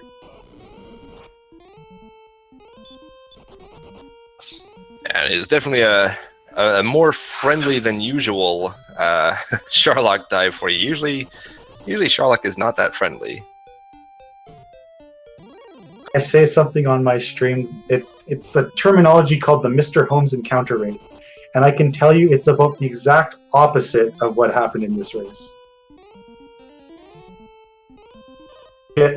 Where when you're trying to grind there, no enemies pop up, and then as soon as you're like, okay, I'm strong enough, let's go, then they all show up. Yeah, that does seem to be about the gist of it there. When you want the enemies, you can't have them. When you don't want them, they're there to impede your trek. Yeah. And especially when you start walking over. Go ahead. Finish your statement. I was going to say, especially when you start walking over the hills and desert tiles, and you're expecting, an enemy to pop up, after maybe 2 or 3 steps, and and here you are at 10 steps, like enemies. Do y'all exist? Hello? Yeah. Think of first 8 steps, because that's the encounter rate, 1 out of 8. So getting an enemy in about 8 steps is almost like a coin flip. A coin flip, we'll say, and then so if you don't get one, okay, you lost the coin flip. Oh, sometimes you lose 3 or 4 coin flips in a row, and it takes 30 steps. I have to think about it, but I still don't appreciate it. I mean, Centroid, he just walked, across each and every one of the hills to get into Garenham, and no encounter. And it's like, really, where's the encounter? Long run, though. In the long run, that's what it's all about. Yeah, it was definitely a good showing there. Like I said, it was not a guaranteed fight. Even with 10 to 20 damage, averaging hopefully 15 a hit, which would get you up to the minimum health of Dragon Lord 2. But I mean, it certainly did go your way. You were able to get in the initial hit on the Dragon Lord, no back attack, which I believe we've seen Tristal, Sparkover, and Centroid all have an ambush on Dragon Lord 2 to start. And I mean, that did kind of make the difference. That's going to happen. Oh yeah, definitely. And that seemed to have made the difference for you, as you would have had 1 hit left, and then that was it. Let me just say what was going through my head. So yeah, I was thinking that 10 to 20 damage range, you nailed it perfectly. Wars. I basically have in my mind 12 attacks. One attack off before heal mooring, and then you get your last attack, your desperation blow. Minimum expected. So I was thinking with that 12 attacks, I'm like, that's like 180. I can use one heal more on the way. That well, but I ended up actually getting the 12th attack. I was running a bit below average. I would have gotten a 13 because I got that get-go. So, yeah, like all the people that are trying to beat the Dragon Lord right now, they are by far making the correct decision. Like, it's not as unlikely as it seems to be. They're just having some poor luck, it seems like. Oh yeah, I mean, we have Tristal at level 17, which at 17 should be more than enough with the stats that you had at 16 to be able to take Dragon Lord 2 out. And for those of you who are wondering, how do we get this damage calculation? You know, we're seeing that talking about 10 to 20, 10 minimum, 20 max. So the way you do that is with the Dragon Lord fight, you take your total attack power and you chop 100 off of it right at the start. So if you're at 141, that takes you to 41. Then you divide that by 2, and that gives you your max damage that you're going to be able to do. So that'd be 20.5, which I believe at 0.5 it rounds down. Anything over 0.5 it'll round up. And then you divide that in half all again. rounds down. Oh, it all rounds down, okay. And then you divide that in half again, and that gets you to 10.25. So your minimum damage will be 10. And so that's how you get your calculation for damage against the Dragon Lord. Who knew that games back in the late 80s, early 90s were teaching us math? Yeah, I definitely my head, so that's I like introducing that terminology, and I'm glad it's starting to catch on. That Jay Coper finished with 122.22. Oh yeah, you are correct. Jay Coper did take second place, one of our off-stream runners with a 122.22. Yeah, we're gonna have to stop saying Twist Luck, start saying Holmes Luck here, I think. Must be, right? Because I know that race last night, I mean, it was 10 minutes later before the second place came in, which that was me who came in second place. So I mean, 10 minutes later, that's a pretty good deficit. We have a 21 minutes difference between first and second place tonight. So yeah, I agree. Don't know how you do it. So were you you're in the second race, correct? No, I did not participate in the second race. I had the first one. Yeah, I was in the first one. Okay. I think what helped me in that first one was I killed the metal slime at like level 6 or 7 or something like that. Oh yeah, those metal slime. Posted a pretty good reaction clip. Silly doing it, but it's a good reaction nonetheless. Yeah, getting metal slimes is definitely a great boon, especially early on. 255 gets you a couple of levels, depending on where you're at. Now, if you happen to be lucky enough to see a metal slime at level 1, he cannot run away from you at that early a level. So you're guaranteed to take him down as long as he can't kill you first. I mean, that'll get you a few levels to get going. And yeah, that's some people don't kind of like that aspect, because if someone stumbles onto a metal slime, then they can get a huge boost, right? Where I sit on that, at least it's only like one enemy. That can be tricky.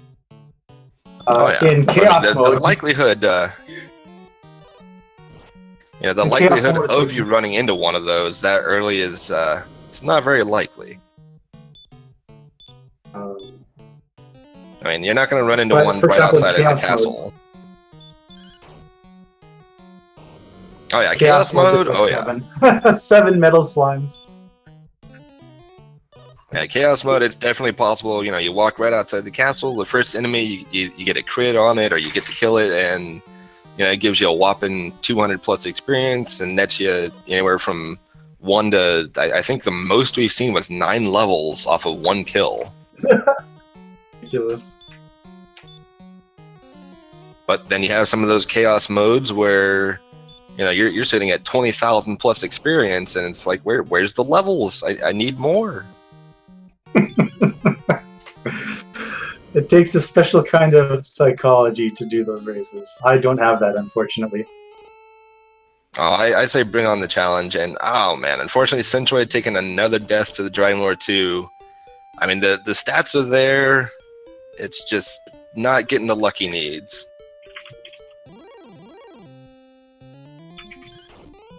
Alright, well, I think I've said what I want to say. I'm definitely in the mood for a gigantic glass of ice water. It has been very warm here the last couple days. Any last questions, or can I kick out of here? No, I think that'll just about do it. Again, good race.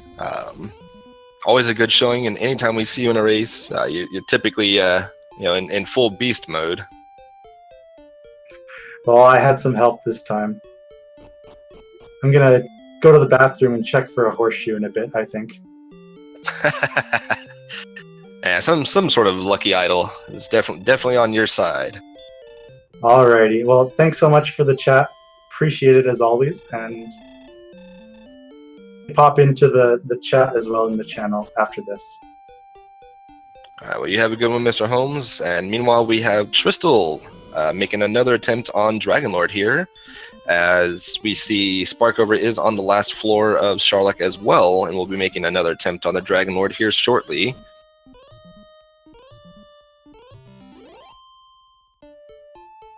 Now, Tristal does have a fair amount of MP now. We'll have 11 heal mores going into the Dragonlord 2 fight. As long as Dragonlord 1 will stop with the hurt mores. Doesn't seem like he wants to, though. That's 3 hurt mores in a row. Ah, there's that stop spell we were looking for. Meanwhile, Centroid seems to be trying to grind up to level 17, but the AKs are just saying no.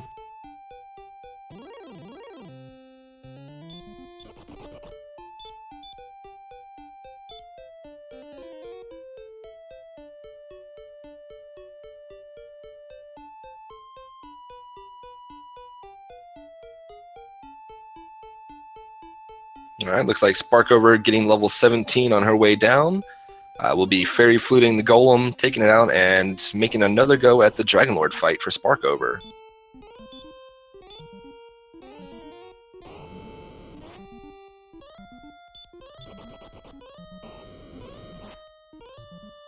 So yeah, Sparkover, originally was a little behind on levels, but has definitely caught up very quickly.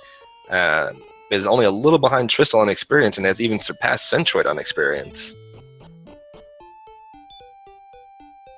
And Centroid's still getting told no by those AKs. Alright, so Sparkover has donned the Death Necklace and will be going after the Dragonlord. At this point, with level 17 and the Death Necklace, should have it. But you never know what those rolls are going to give you.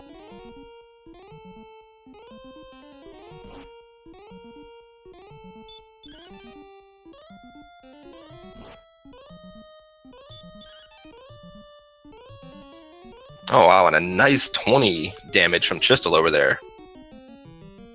2 heal mores left. Will it be enough to take out Dragonlord 2? Oh yeah, more than enough. Still got 2 heal mores left, and Dragonlord 2 does go down on Tristal's side.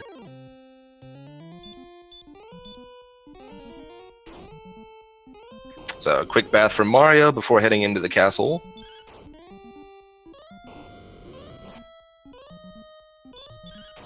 And we will have Tristal finishing with an official SRL time of 1 hour, 30 minutes, and 13 seconds.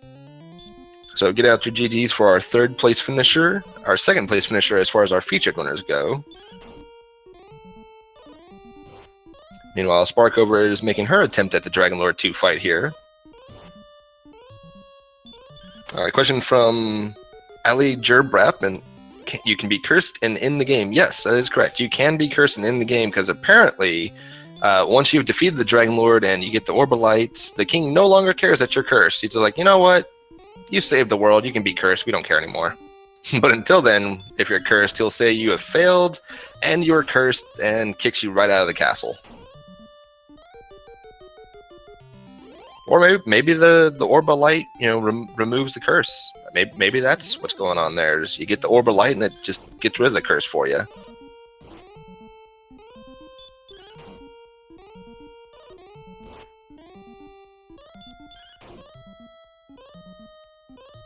So we see Sparkover has 2 Healmores left on her Dragon Lord 2 fight.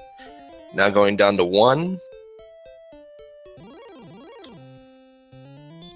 And I believe we have Tristal in for an interview.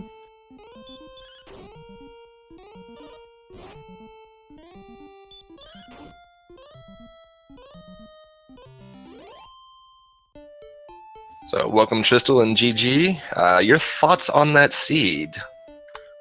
Yeah, it was nice having a lot of stuff pretty early. It was pretty good. I didn't have amazing luck in the end, but that's how it goes. Yeah, definitely saw a lot of the goodies early. Erdrick's sword was very early. The armor wasn't too hard to find since it was just sitting there in coal, as long as you could find coal. Just real quick, do want to say Sparkover finishing in 5th place with a time of 1 hour 31 and 58, as Tillo, one of our off-stream runners, finished with a time of 1 hour 30 minutes and 54 seconds. So I do want to ask you the same thing I asked Mr. Holmes. What was your thoughts on grinding? As you both did choose to grind on the red dragons in Hawksness. Yeah, they were very easy since they were 75% sleep and stop spell wasn't too hard to land. So the obvious grind spot, I think. I never actually checked the Swamp Cave spot, but it's going to be tough for it to be better than stop spellable red dragons that just let you kill them. So, my other thought was level 16 was probably enough with a Death Necklace, assuming I have decent enough rolls. I don't know what my percentage chance to kill DL2 ended up being the first try, but it was probably pretty high, and then it ambushed me, and then I rolled some 10s and 11s, and then it was hurt more time. It didn't quite get there. Yeah, I think at level 16, the chances were pretty good. It was just the lack of MP, really, that was hurting everybody at level 16. There just wasn't enough MP, so you were depending on your rolls being high.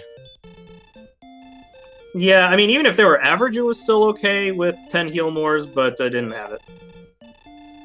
Yeah, and actually, I thought I had seen you checking the Spike Town Swamp Cave at one point. I thought that might have actually been a knight, but it might have just been you were being rather fortunate running into quite a few knights there. Yeah, no, I never went near the princess. I just went on the obvious path to South Swamp.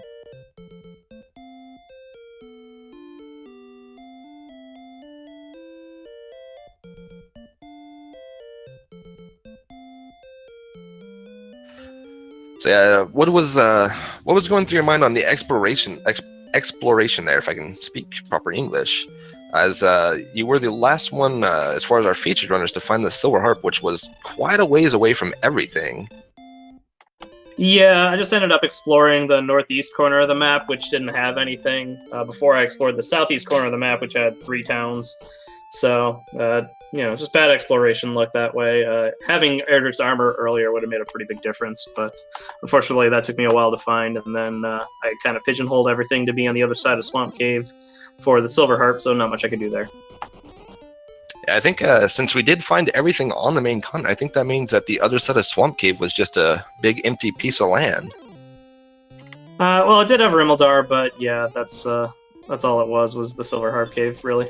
Oh, that is true. It did have Rimmildar in the bonus cave. I think it had Brecconary as well. I never found Brecconary, which sort of made dying with the Death Necklace kind of awkward. I did find it amusing that I wasn't sure if I would soft lock dying with the Death Necklace or not, since casting Return puts us in the ocean in this seed, so I wasn't sure if King kicking you out also put you in the ocean, at which point you have problems trying to leave Tanagal. I didn't even think about it. I did see that casting Return or using Wings did put you in the ocean there. I think everybody, the first time they did it, had to stop for a second. It's like, wait, am I stuck here? And no, I can go in the castle. Okay, it's all good. Yeah, thankfully, when you exit the castle, it puts you out on top of the castle and not to the side of it somewhere. And I believe we are joined by Sparkover now, so congratulations on finishing that, I'd say, somewhat brutal seed. Good to see you racing again. Yeah, it's fun to be back. So I want to get your thoughts on the grind options in this seed as well. I only saw one grind option, honestly, which was Hawksness. I never did check out the grind spot in whatever the swamp cave was, and I never saw the golem until I was down to fight the Dragon Lord. So, Hawksness, yes. It seems Hawksness was the grind spot of choice for most everybody anyways. I think Centroid, as far as our featured runners, was the only one who did not grind in Hawksness. He chose to grind just north of Cole, in the desert tiles where there were blue dragons and AKs aplenty. Of course, those AKs were none too friendly with having Dragon Lord breath. Yeah, they were a pain to deal with. They were my least favorite Sherlock pal. It was... No more of them, please. Yeah, I mean, it's bad enough they already punch you for a good amount, and then they're breathing fire on you, and it's like, well, okay. Yeah, they were probably the roughest part just because I didn't really think of a good way to deal with them. Like, stop spelling a red dragon and then fighting them wasn't a bad way to deal with that because they were fairly harmless, but yeah, the ones that can kill you right away, I don't know. I have a problem with never checking my agility, and therefore I knew it was bad. Yeah, the agility in this seed actually was very low. Everybody on stream did go with the strength HP build. I think the highest we saw was 77 with a large shield, so 87 with the silver shield for defense. So the defense was rather low, the agility was rather low, but thankfully the HP and the strength were there. Too bad the MP wasn't so kind. Yeah, like I was kind of wondering if, will the next level be the miracle level? Will the next level? And I never really did find the miracle level, I just found the functional level. Yeah, it seemed 16 was definitely possible, and then 17, still not guaranteed, but definitely had better odds than not. I figured it was pretty decent at 17. I even had a heal more to spare at the end, so that was nice. Did anybody go at 18? I figure someone definitely could have time to grind up further. Nobody on stream went to 18. Well, maybe Centroid might be looking at 18, if the Fun Police and the AKs will ever allow him to. Yeah, I was trying to plow through there, I guess, into Sherlock at 16, and then at some point I'm just like, well, I keep dying, I'll just fight the easy stuff on the way in. So, eventually 17 happened. Yeah, you did reach 17 just before the Golem fight there.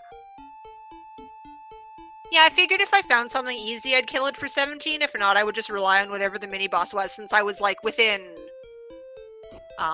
within one enemy kill, no matter what it was at that point, so it was my plan. It was okay. I'm still kind of de-rusting and remembering how to be better at this. Well, as I said, it is good to see you back racing again. I was wondering what your thoughts on the exploration were, as there were quite a few towns that were really close and clustered together, but then there were some items and caves that were just really far out there as well. Well, let me think. What did I do? I found the grave early on and decided to go into that pretty quick, so I'm glad I did because there was a sword. I was a little concerned with how I found Cole a little later than I would have wanted to, compared to how close it was to things, but after that, I found everything pretty quickly, relatively, and then, it was just go time from there on. Well, it definitely helped that Garenham was holding the token and the Stones of Sunlight, and you were the only one, I believe, who checked the coordinates in Cantlin. At the time, you did not have the token, and yeah, it was just thou must go and fight, so nothing to search for. Yeah, I did have a key at that point for sure, because that's how you get the coordinates, but I guess I just hadn't thought about going back to Garenham. It was kind of a thing that I just sort of, it escaped my mind until I realized, once I had found the second continent, that there was a cave in there, and, by the time I had gotten to the second continent, I'm like, well, now there is just one or the other. So, yeah, that that was the last place I went to that completed my search. Yeah, Rimildar and the Stones of Sunlight Cave were the last two locations that everyone found, actually. And, once you got to Rimildar, there was the one chest there, which turned out to be gold. So there left only one chest available, which was thankfully the Stones of Sunlight Cave, just a little bit away from Rimildar, which did have the silver harp. We did see a couple of people did check. Actually, I think all of you had checked the bottom of Grave, which turned out to be the Fighter's Ring. Yeah, well, I had actually... That was the very last chest that I opened. I had gone through Sherlock before I went there, so by the time, I had gotten the Death Necklace in the Cursed Bell chest, I figured, well, I'm this close, I may as well get the Fighter's Ring. The Grave is such a debate for me, whether or not I should go there versus get all the chests in Sherlock, but this time that did not pay off for me. Yeah, the Grave, hunting down the last two chests in the Grave, it's definitely a long trek, but, y'all did start with the outside spell. So it meant any cave that y'all went into, you had a quick exit right back out of the cave, so it would save y'all time at least.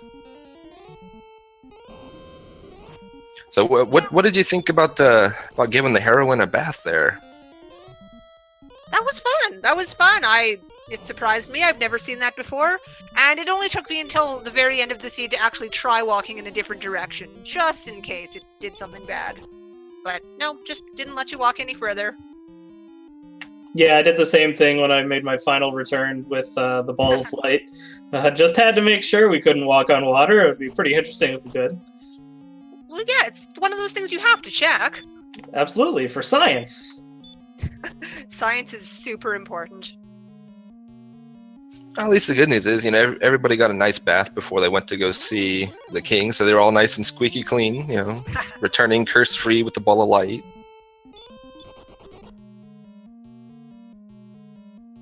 Yeah, he'll actually let you in the castle after that. I suppose maybe the Ball of Light cures you of your curse? I'm not sure how that works. Yeah, there's always some debate on that. Is you're cursed, but he doesn't seem to care too much now that you have the Ball of Light. You defeated the Dragon Lord, relieved us of his monsters and everything. So you're cursed, we don't care. Or the Ball of Light removes the curse. There's no way of knowing for sure. So either the king just doesn't care anymore, or the curse got removed by the Ball of Light when it removed all of the rest of the nastiness in the world. The mysteries that we'll never know the true answers to. So, any final thoughts from you, Tristal or Sparkover? Nope, not really. Yeah, not too much for me. It was pretty straightforward early on, and then just became a grind fest and bonk your head against the wall until you make it through fest. Yeah, that does seem to be the way that some of these seeds end. Is just beat your head against the wall until it works out. But yeah, it's definitely fun to be in this. I do plan on joining every single race that I can, so let's have lots of fun. Join the tournament. Centroid. He was at too short of max HP and decided to do a walk right in front of the Dragon Lord. Got into 2 fights, but did manage to run away.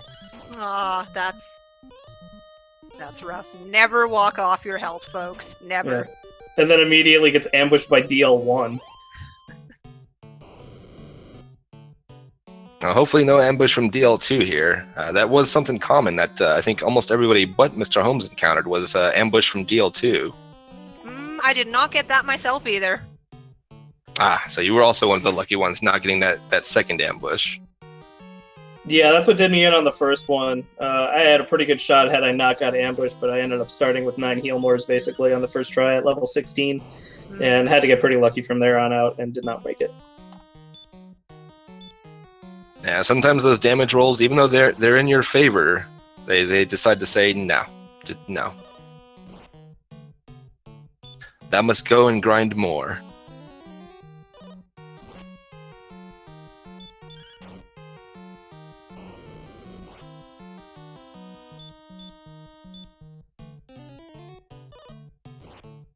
Yep, and I guess that'll be it from Tristal as we watch Centroid working on Dragon Lord 2 here.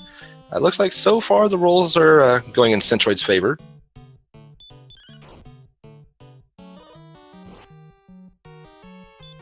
Another nice 19 hit, 19 damage hit there. Still with 2 Healmores left to go. Ooh, that 13 is not going to help Centroid any, though.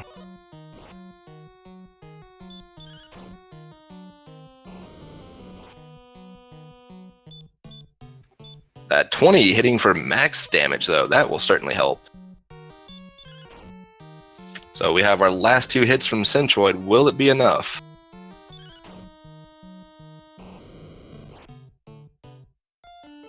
Oh no! Poor Centroid hits for an 11 on his last attack and just does not do it.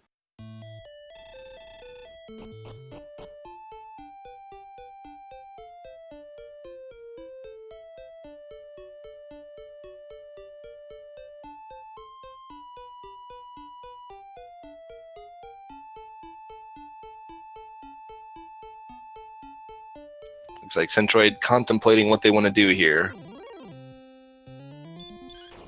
And Centroid is going to go for it. Centroid is going to make at least one more attempt on the Dragon Lord.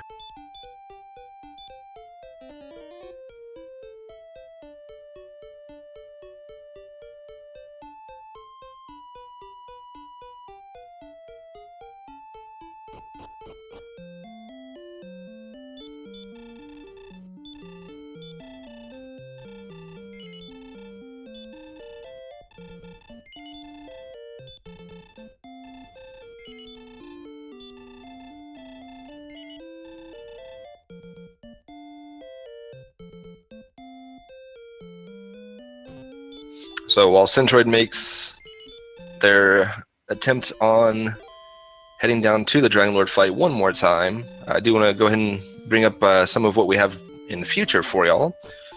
Starting with tomorrow at 3 p.m., we have a Zelda 2, The Adventures in Link Max Rando tournament with the Alan Heffley and Ryan 7. And then at 9 p.m., there'll be a second Zelda 2, The Adventure Link Max Rando tournament with Chew the Chulane and Zarnax 42.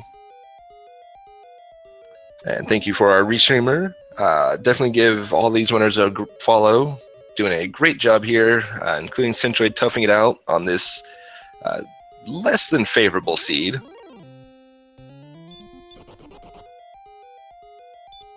And definitely give our hardworking tracker JLo, along with our hardworking restreamer Wolfman 2000 to follow.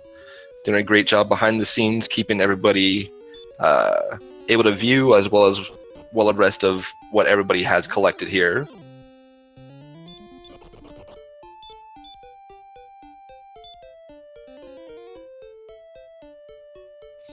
Also coming up in the near future, we do have on June 2nd the Super Mario Bros. 3 Randomizer One-Shot Tournament.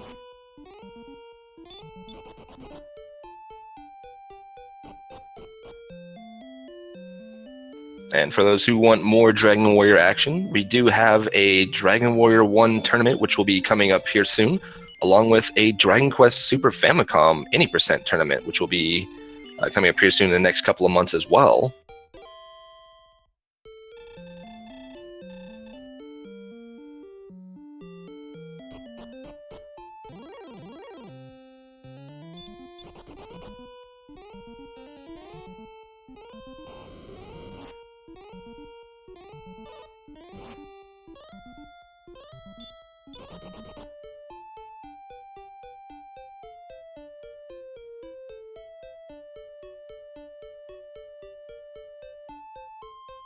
Yeah, agreed. The Charlock was definitely a rough Charlock. Especially given the amount of MP that everyone is given to work with. I mean, 92, it gives you 11 heal mores, which is, I'd say, at least ideal when heading down into Charlock, but doesn't give you much wiggle room where, you know, if you have to debate between using one heal more to make your way down over being able to defeat the Dragon Lord, it's sometimes a rough decision.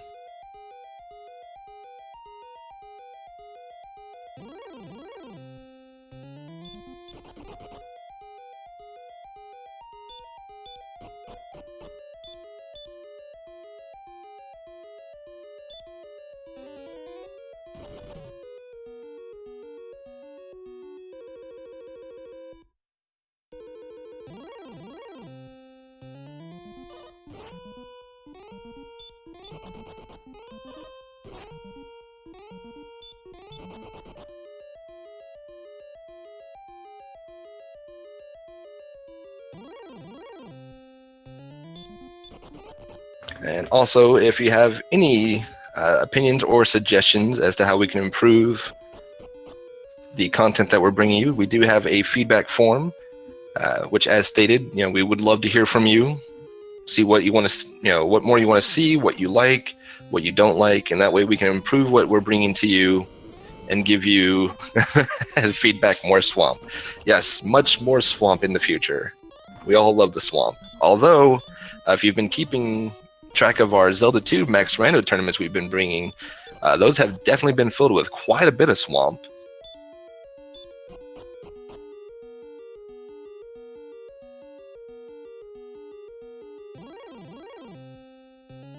Thankfully, the Dragon Warrior seeds have not been so swampy, but I mean that's easily changeable.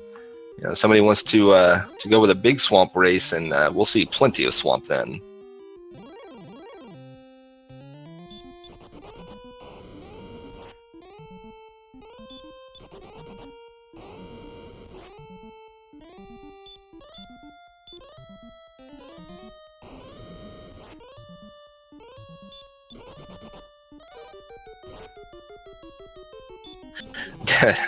Dig Swamp Inc. Yes, indeed.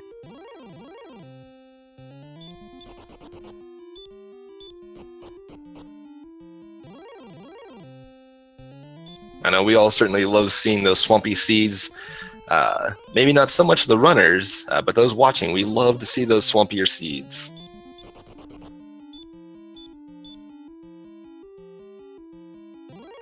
I know for the runners, when you're just trudging through just miles and miles of swamp, it's maybe not quite as fun.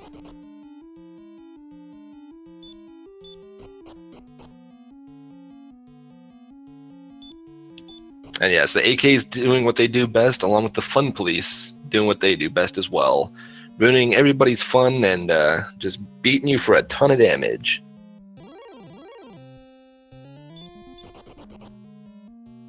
And of course, in Dragon Warrior, no matter how big the swamp may be, you could have every single tile of the map be swamp, which, hint hint McGrew, not just big swamp, all swamp. But once you have Erdrick's armor, nobody cares about the swamp anymore. You got armor, doesn't hurt you.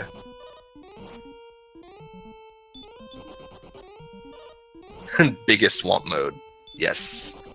We need that to happen. We need every tile in the game to be just nothing but swamp.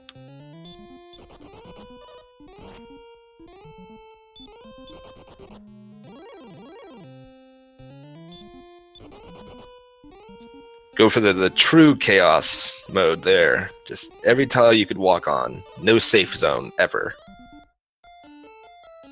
Oh no! An Axe Knight will send Centroid home after putting him to sleep. Those Axe Knights who are known to guard Hawksness in the vanilla game with sleep, also in Sharlock with sleep. And that will do it for Centroid, who says that they have had enough. I can't say I blame them. Definitely a rough Sharlock, and that last attempt just really weighed down heavy.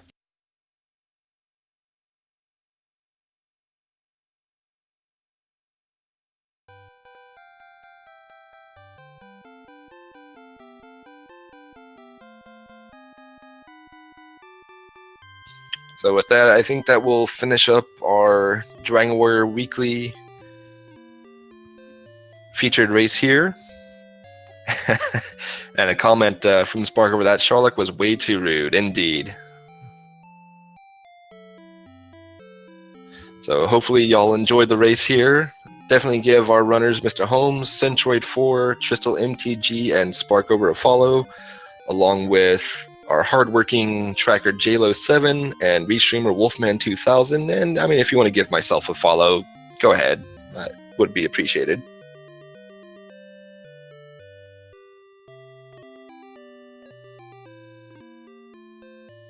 And again, we will have 2 Zelda 2 tournaments going on tomorrow at 3 p.m. and 9 p.m. Eastern Standard Time, and plenty more races in the future, including, as stated, the Dragon Warrior Normal Flags tournament, which will be coming up very soon, along with the Dragon Quest Super Famicom Any Percent race, which will be part of a new segment called Not Random Enough.